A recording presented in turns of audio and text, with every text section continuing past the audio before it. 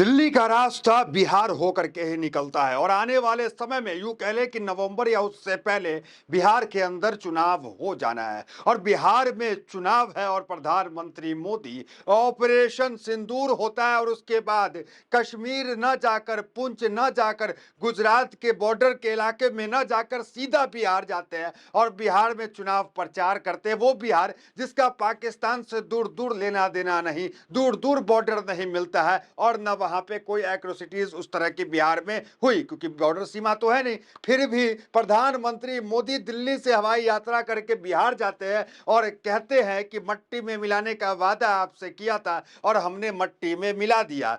कोई भी भारत के ऊपर आंख उठा के देखेगा, होंक दिया जाएगा। ऐसा बयान बिहार की धरती पे प्रधानमंत्री मोदी क्यों दे रहे थे, ये तो आप समझ ही सकते हैं, क्योंकि बिहार के अंदर चुनाव होने वाला है और दिल्ली की गद्दी का रास्ता बिहार होकर के जाता है। तो बिहार में चुनाव है, तमाम पार्टियां एक्टिव है, प्रधानमंत्री नरेंद्र मोदी भी एक्टिव है। उस बीच एक सर्वे हुआ, सर्वे ने सबको चौंका दिया। पोल ट्रैकर का सर्वे, पोल ट्रैकर का सर्वे क्या कहा? पोल ट्रैकर का सर्वे किया गया जिसका सैंपल 5 लाख लोगों का है। 5 लाख युवाओं से, बिहार की जनता से पोल ट्रैकर ने सवाल किया कि युवा नेता कौन आपको पसंद है, कौन प्रधानमंत्री के लिए पसंद है। ये तमाम सवाल जो है पोल ट्रैकर ने किया, जिसमें राहुल गांधी पहली पसंद जो है वहां पर बने, प्रधानमंत्री मोदी दूसरी पसंद वहां पे बने। देखिए, अपने मुंह से हम नहीं बोलेंगे, गोदी मीडिया, देखिए गोदी मीडिया तो हमेशा बढ़ा चढ़ा के बीजेपी को दिखाई, हमेशा प्रधानमंत्री मोदी को दिखाई और राहुल गांधी को, जो पढ़ा लिखा आदमी है, उसे पप्पू साबित करने में सारा दिन गोदी मीडिया लगी रहती है। और वो जिसकी डिग्री का कोई पता नहीं, जिसकी डिग्री का अलग अलग अदालतों में केस चलता हो, वो जो कहे कि नाली से गैस बना देंगे, वो जो कहे कि जहाज अगर चला जाए इसके पीछे, बादल के पीछे, तो ट्रैकर ट्रैक नहीं कर पाएंगे, रडार में नहीं आ पाएंगे, इस तरह के बयान देने वाले प्रधानमंत्री मोदी को इतनी तारीफ और राहुल गांधी को पप्पू गप्पू और न जाने क्या क्या शब्दों से नवाजा गया। लेकिन आज जब सर्वे हुआ तो पता चल गया कि राहुल गांधी पप्पू नहीं है। देखिए क्या है, एबीपी न्यूज क्या कहती है, जरा वो देख लीजिए।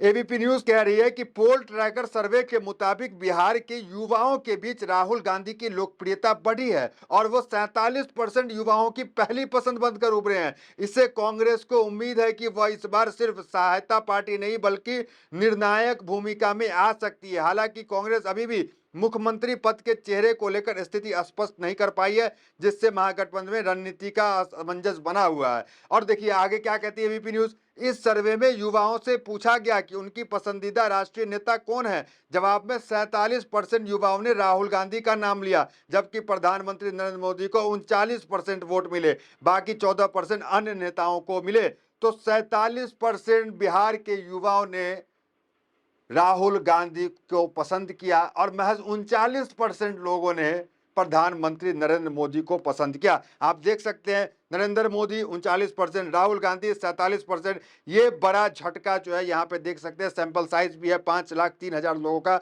सैंपल साइज है और उस सैंपल साइज के अंदर सर्वे हुआ जिसमें प्रधानमंत्री मोदी फिसल गए। ऑपरेशन सिंदूर दूर दूर तक यहाँ पे काम आता नहीं दिख रहा। हमने देखा ऑपरेशन सिंदूर के वक्त में बीजेपी ने एक अभियान शुरू कर दिया था कि घर घर जाके बीजेपी के नेता कार्यकर्ता ऑपरेशन सिंदूर की सफलता को लेकर सिंदूर की डिब्बियां जाकर के देंगे। वो जो डिब्बी आती है सिंदूर की, इसका काफी विरोध हुआ। अलग अलग जगह से अजीब अजीब खबर निकल के आए कि कूटे जा रहे हैं बीजेपी के कार्यकर्ता।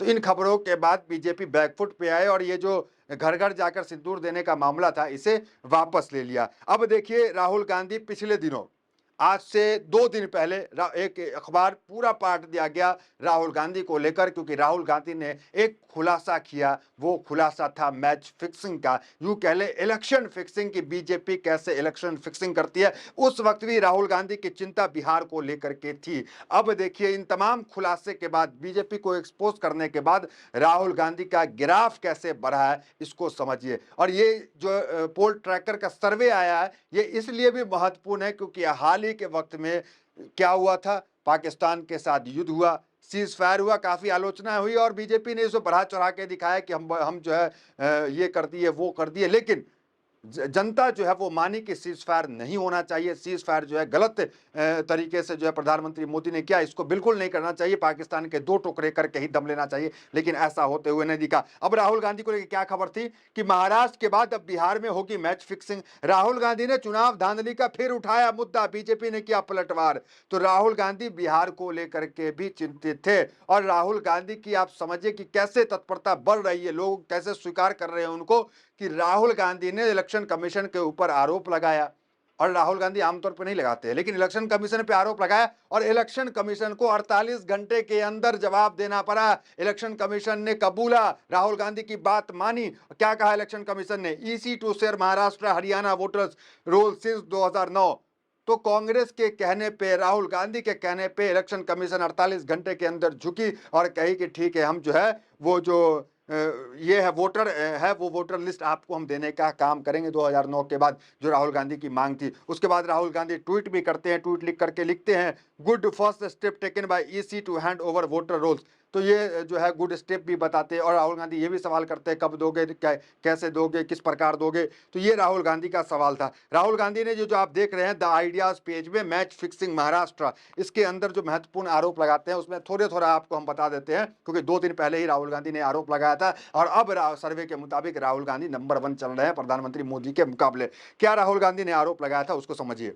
देखिए, अखबारों में जो लेख राहुल गांधी ने लिखा, तो 5 चरणों में आरोप लगाया मैच फिक्सिंग का, कि इलेक्शन फिक्सिंग जो बीजेपी करती है, ये 5 स्टेप में राहुल गांधी ने आरोप लगाया। वो 5 स्टेप कौन कौन है पहले भी मैं कई वीडियो से बता चुका हूं, लेकिन बड़ा छोटे छोटे इसमें मैं आपको बताने का प्रयास करूंगा। देखिए, पहला चरण, चुनाव आयोग की नियुक्ति के लिए पैनल में धांधली। ये जो पहला चरण है वो ये कहता है, जो राहुल गांधी ने आरोप लगाया है, कि जो पैनल चुनाव आयोग, मतलब जो चुनाव आयोग के अध्यक्ष होते हैं, ये सीईसी होते हैं, जो चीफ होते हैं इलेक्शन कमीशन के, उसकी जब नियुक्ति हुई उसमें धांधली। धांधली की बात इसलिए कर रहे हैं क्योंकि उसमें सीजीआई को साइड कर दिया बीजेपी ने, और बीजेपी ने सीजीआई को साइड कर अमित शाह को रिप्लेस करके ले आई। जबकि कानून ये था कि सीजीआई, प्राइम मिनिस्टर और एलएलओपी, इन तीनों को ही चुनना था कि कौन होंगे देश के अगले इलेक्शन कमीशन, लेकिन यहाँ पे सीजीआई को हटा दिया। दूसरा चरण में देखिए, फर्जी मतदाताओं को मतदान सूची में जोड़ना। ये राहुल गांधी का आरोप था कि फर्जी मतदाताओं को मतदान सूची में जो है जोड़ा जा रहा है। तीसरा देखिए, मतदान प्रतिशत को बढ़ाना, और मतदान प्रतिशत वहां बढ़ाना जहां पे बीजेपी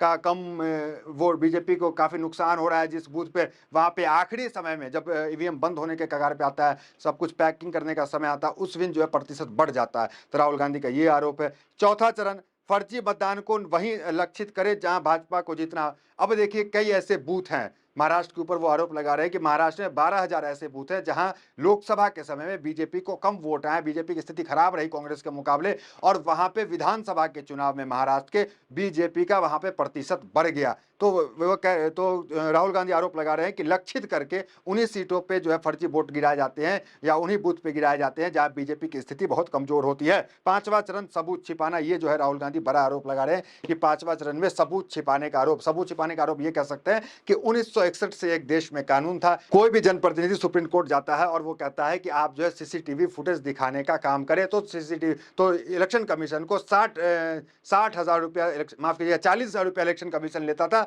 और सीसीटीवी फुटेज दिखाने का काम करता था। लेकिन 1961 का वो कानून को भी इलेक्शन कमीशन ने बदल दिया, और आप वो नहीं देख पाएंगे अब कि कहां पे सीसीटीवी फुटेज क्या है, वो भी निजी मामला बता करके इलेक्शन कमीशन ने इस कानून को बदला। तो फिलहाल इस वीडियो में इतना ही, मिलते हैं अगले वीडियोस में, बने हमारे साथ। बहुत बहुत धन्यवाद।